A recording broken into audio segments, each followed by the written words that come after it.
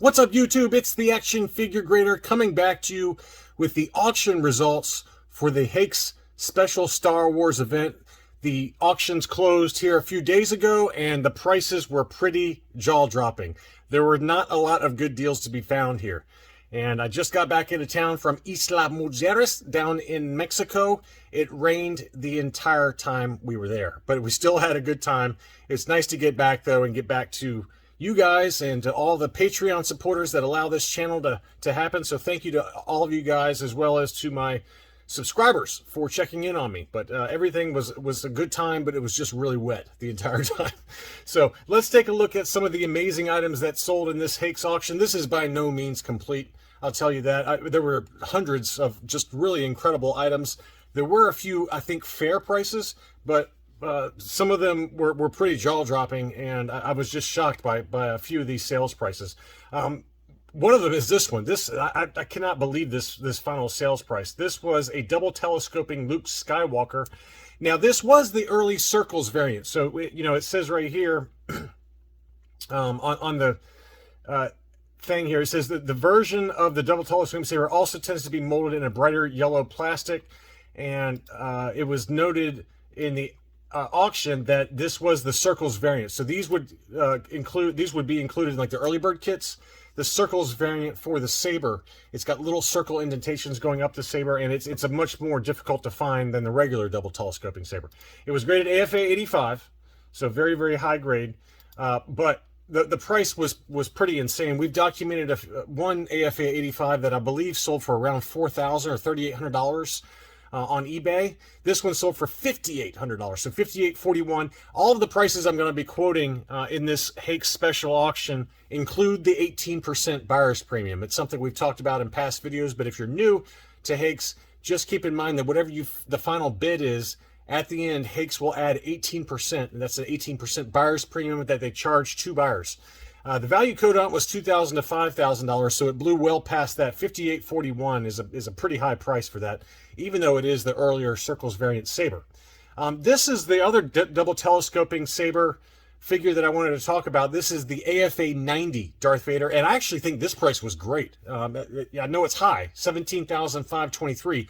That's a big number, but this was an AFA 90. AFA 90, and I've seen several examples sell on eBay for pretty significant change, and we all know about that massive multiple premium that most high-end collectors are going to pay to go from an 85 to a 90. So I actually think, and I wasn't alone on this, a lot of the Facebook comments talking about the final sales prices, they all agree that this AFA 90 double telescoping saber Vader was actually a pretty good value point. It came in below the low end of the value code, which was $20,000 to $35,000.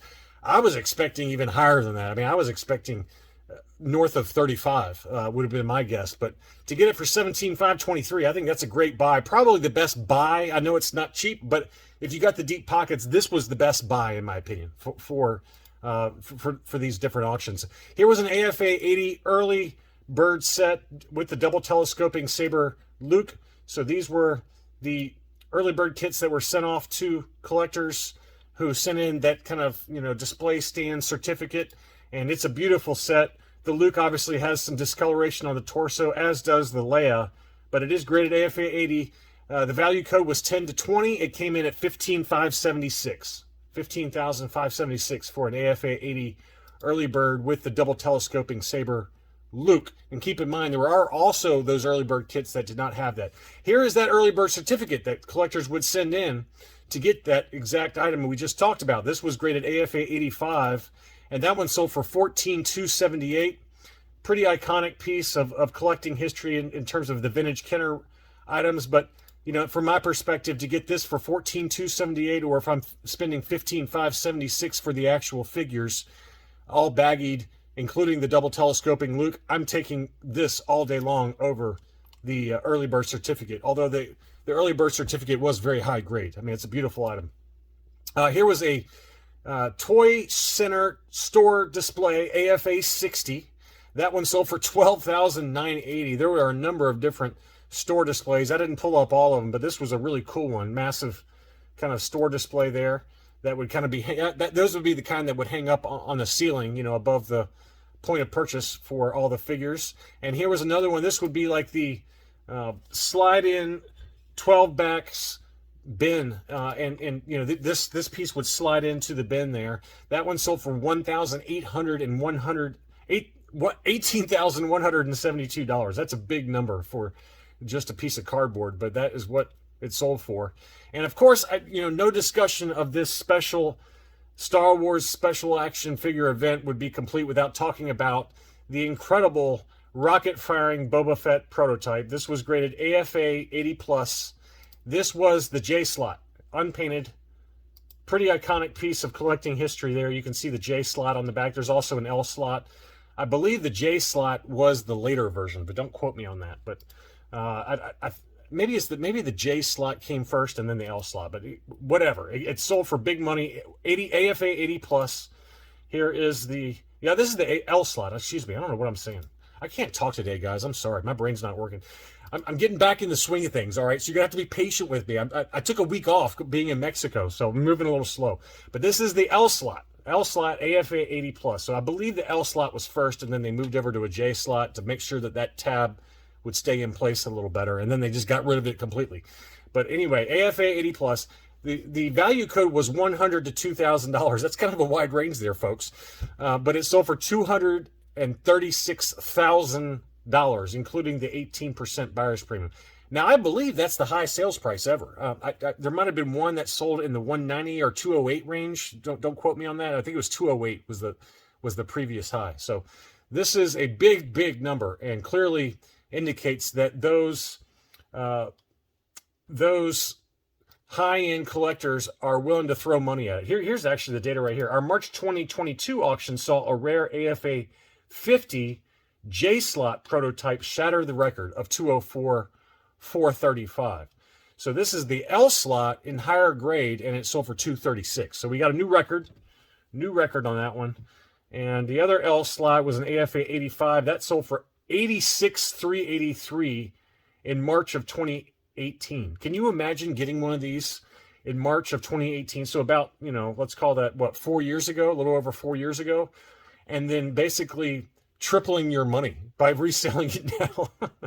That is just unbelievable how much these have gone up just in the last 4 years. Here was a Lily Letty removable rocket, AFA 80+. That sold for $14,278. That was a really high price in my opinion.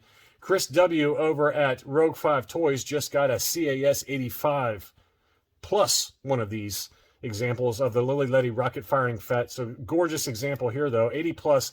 That seems a little high grade just given the wear on the chest there. You can see that the pretty significant wear on the chest. It's still got the 80+. So I think that was a pretty generous score. But 14,278 took that one. And here is an engineering pilot Boba Fett. This was an AFA 80+ archival case. This was encased with the CIB. I tend to not like that. I tend to prefer to have the figure and then just have the CIB outside of it, just because the paper can curl and yellow over time and kind of not look as nice. To me, I'd rather just have the figure by itself, just because it's such a big case when you include that paper in there. That sold for $9,540. That came in below even the low end of the value code by Hakes. You can see the value code there of $10,000 to $20,000. So I think that's a pretty good deal too, really. But I don't know EPs very well. I don't know early EPs at all and value pricing, but that price seems pretty low relative to some of the others that sold. Here was a beautiful Mira Meccano Boba Fett on the rectangle card, French Meccano, just an absolutely epic item. This one was an AFA 40, and it had the blister support there to protect it. These blisters are super fragile. The value code on that was $10,000 to $20,000. That sold for $14,160. I have no idea if that's a fair value, but this is the first time I've ever seen one of these sell. The blister score of 30, though, it's got to be concerning as a buyer that this thing would just fall apart. But it did sell for a pretty significant number, and it is gorgeous. Just a gorgeous item. I don't care if it's got that damage or not. That is just an awesome item to have in your collection. This one was a really interesting one. This is one I've got in my collection. This was the Jawa on the same card back, but this was graded U95, uncirculated 95. So somebody sent in a sealed case of those Meccano Jawas 20 backs, and it was graded 95, 95, 90. And the price, I think, was really fair. That sold for $2,021. I spoke with a couple of collectors privately that said that they've seen sales prices for a U95 of this exact item for over double this. So 2021, I think, was a steal of a deal to get that. I would have paid that all day long. I mean, given that I paid about I don't remember the exact number. I want to say around 900 for mine, and mine's only a U80. And to go from a U80 to a U95 for not that significant of a price difference, I think this was a great deal. Whoever got that, congratulations on that one. And then here was a Garristellari Harbert 12 back Jawa, another gorgeous item. Here's a close-up of that. This was graded AFA 80. These are some of my favorite foreign card backs within the vintage Star Wars run. That sold for $6,331. Again, that includes the buyer's premium. And then there was also a UKG 80 Palatoy Darth Vader. That was just a gorgeous unpunched example. That one sold for $2,597.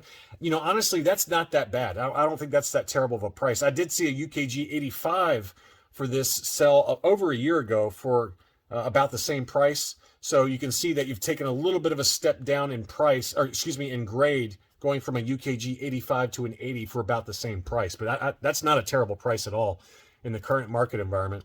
And then here was the other Harbert I meant to pull up. This was an AFA 80 Plus. What a beautiful example. And that one sold for $4,023. But that was a gorgeous unpunched Harbert. Lord Darth Fenner. What an awesome item that is. AFA 80 Plus for $4,000. That is just unbelievable. And I think, you know, given what it is, I mean, an 80 plus 12 back unpunched Harbert, that's a pretty good price in my mind. Now, here was I thought a really surprising price on the high end. This was an AFA 80 Takara 7-inch Stormtrooper. You don't find these very often, though, I'll say that. But this is a pretty cool item.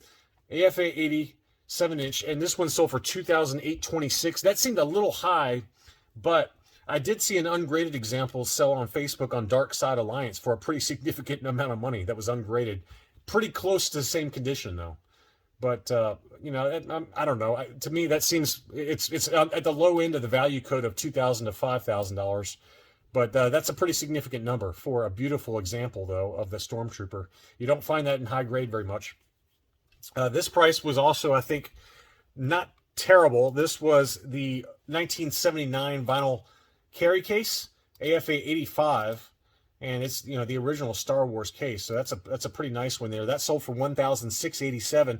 I mean, given that we've seen some ESB examples that were AFA 80 sell for close to that number, I don't think that's a terrible price either. And then here are those utility belts. I wanted to talk about those. We talked about those in the preview video for these. But here is the AFA 70 utility belt. This is kind of like a costume piece. That one sold for $5,310. So it even beat the high end of the value code. And then there was also one with the Darth Vader on the cover of the box there. That too, I believe, was an AFA 70. Yeah, AFA 70 qualified grade. That sold for $5,062.20. So big numbers on those. I had to finish off the video with a couple of bootlegs because the prices were just jaw-dropping, especially this Hungarian bootleg Boba Fett on the yellow card. This was an AFA qualified 50. The value code on it was $5,000 to $10,000. That sold for $20,768. So just an absolutely insane number. But, you know, it is a mint on card. It's qualified because these blisters were stapled to the card back on these Hungarian bootlegs. But this is a beautiful example, but I cannot believe that sales price. And as crazy as that one is, I actually think this one was even crazier. And I wanted to talk about this. This is an item that I have sort of in my collection. This is an unused Polish bootleg Boba Fett with the arms and legs still on the factory sprue. The head and torso fell off of the sprue piece. Mine doesn't even have that top sprue piece, but this attaches to the top of the Boba Fett head. But what made this one so unique is that it had some stickers from the Evan Plast factory. And speaking with some collectors that were pretty intelligent on the you know, on these bootlegs, they said that that's really where the value is on this item. But it was graded UKG 85%, unassembled factory overstock Polish bootleg unpainted Boba Fett, Evan Plast from 1991, 85%. I have no idea if these stickers and this factory manufactured this overstock Boba Fett. I assume it's correct, but I have no idea. I didn't check the bootleg book by Jacob Brzezinski, but that sold for $4,772. Excuse me, $4,672.80 was the final sales price. Now, as a reference, I've got a CAS 90 overstock Boba Fett that I paid $700 for and then graded myself. I got it graded CAS 90. But I think the value on this, as has been pointed out by JS and a few other big name collectors, that these stickers that were encased with the overstock Boba Fett is really where the value is. And they said this is the first time they've ever seen these. So again, I have no idea if they're legit or not, but that is that's what really drove the price on this. But still, my CES 90 overstock Boba Fett is looking like a really good investment, given that the value code was low. I knew that. The value code was $400 to $700. I knew that was too low. I was expecting kind of $1,500 to $2,000. And maybe that's about what the fair value is for this Boba Fett overstock sprue without the stickers, without the factory stickers in there. But just an incredible final sales price on that Boba Fett. Anyway, that's all I really had for this video. Just some pretty amazing items in this batch. I didn't bid, obviously, since I was out of town, and I'm trying to not spend any money. But this is just a small sampling of what sold in this special Star Wars action figure event. Hopefully, we'll get maybe some more budget-friendly prices like the previous auction where I bought the Dengar and the Luke Hoth. But there were not a ton of good deals in this auction, in my opinion.